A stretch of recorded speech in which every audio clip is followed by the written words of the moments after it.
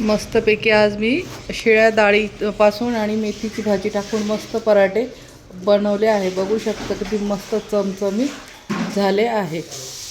चला तर मग वेळ न वाया घालवता आपण झटपट याची रेसिपी पाहूया.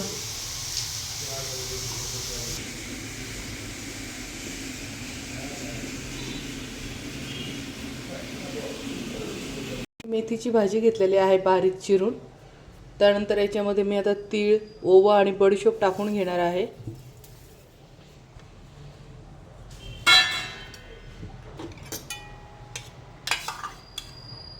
आणि हे वरण आहे रात्रीचं उरलेलं. आता हे पण टाकून घ्यायचं आहे.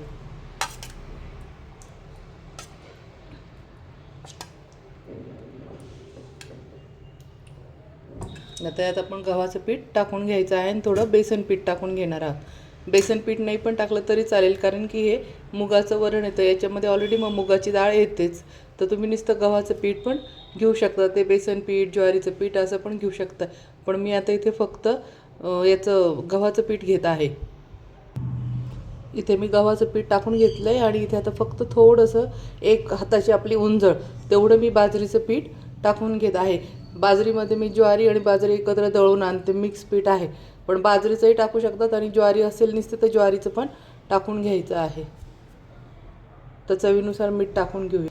चवीनुसार मीठ टाकून घ्यायचं आहे. आपल्या वरणात पण मीठ आहे. आता फक्त पीठ आणि त्याच्यानुसारच आपण अंदाजे मीठ टाकून घ्यायचे आहे.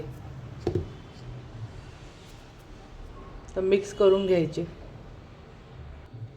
आता हे सर्व असं एकत्र मिक्स करून आणि याचा असा उंडा तयार करून घ्यायचा आहे. याचे पराठे खूप छान लागतात. आपण पराठे म्हणतो, गुजरातीमध्ये याला ठेपले म्हणतात, पण आपल्या ठेपल्यानंच आपण पराठे म्हणतो. आणि मेथी नसेल तर तुम्ही पालक टाकू शकता. ते कुठल्या पण भाज्या, कोबी, फ्लावर बारीक करून घ्यायचं आहे, ज्यात आपल्याकडे क्रशर आहे त्याच्याने. त्याच्यानंतर तुम्ही शेपूची भाजी, कोथिंबीर, कुठल्या पण पालेभाज्या, कांदापात वगैरे यात टाकून खूप छान लागते. आणि हिवाळ्यात असे पराठे खूपच छान लागतात, मस्त तुपामध्ये बनवून मुलांना आपण टिफिनला पण देऊ शकतो. आणि हे 8 दिवस टिकणारे आहे, हे लगेच खराब होत नाही. याला 8 दिवस पुरतात. हे फक्त थोडीशी हवा दाखवायची, मोकळे ठेवायचे अर्धा तास आणि पुन्हा आपण डब्यामध्ये एअरटाईट डब्यात ठेवू शकतो. प्रवासात वगैरे न्यायला पण खूप छान आहे. हे 8 दिवस पण खराब होत नाही. याला फ्रीजमध्ये पण ठेवायची काही गरज नाही.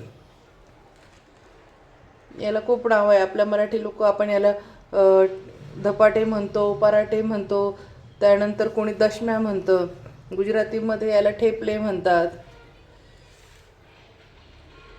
आता सर्व आपण मिक्स करून घेऊया छान. यामध्ये पाण्याचा बिलकुल वापर करायचा नाही.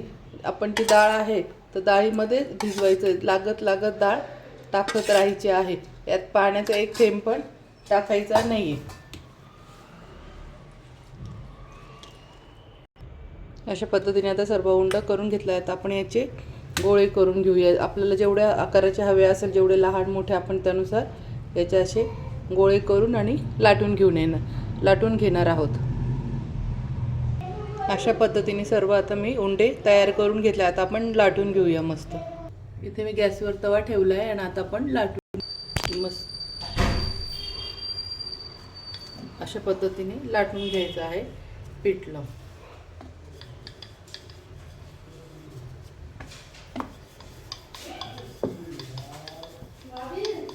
अशा पद्धतीने सर्व लाटून घ्यायचं.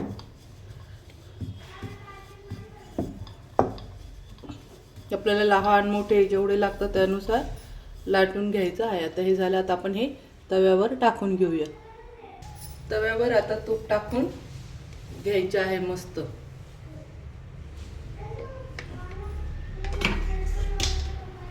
आणि पराठा टाकून घेऊया. त्यावर पण तूप टाकून ठेवायचे आहे असे मस्त. हे खूप छान जास्त तुपामध्ये भाजायचे आहे, खरपूस लागतात. मग तुम्ही चहा बरोबर पण खाऊ शकता, ते दह्याबरोबर, लोणच्याबरोबर, बटाट्याच्या चटणीबरोबर, कशाबरोबर पण हे खूप छान लागतात. किंवा तुम्ही काकडीची भाजी पण बनवू शकता याच्याबरोबर. पराठा पलटून घेऊ. बघू शकता किती मस्त बनतोय पराठा. चवीला पण तेवढाच खूप छान लागतो. मस्त असं तूप जास्त भरपूर लावायचं आहे. तुपाने फॅट वगैरे काही वाढत नाही आणि चवीला हे खूप छान लागतं आणि थंडीचं पोटात पण तूप भरपूर जातं.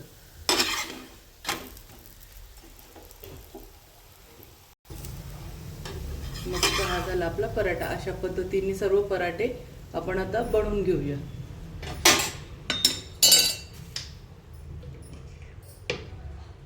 पुन्हा तूप टाकायचं आहे मस्त. तर दुसरा पण आपण आता हे सर्व पराठे ह्या पद्धतीने बनवून घ्यायचे आहे. अशा पद्धतीने आता हे आपले झाले सर्व पराठे असे बनवून घेतले आपण. आता वाढून घेऊया. हे झाले आपले पराठे आणि किंवा ठेपले म्हणू शकता. इथे मस्त पराठे वाढून घेतले. इथे मी मिरचीचं लोणचं घेतलं, इथे लिंबूचं लोणचं घेतलं आहे.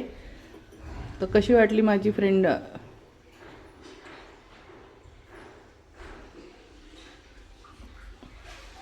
कशी वाटली माझी रेसिपी फ्रेंड्स?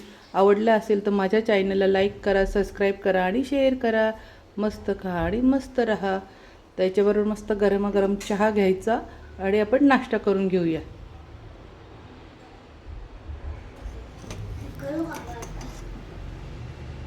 माझी रेसिपी पाहिल्याबद्दल सर्वांचे धन्यवाद. मस्त खा आणि मस्त राहा.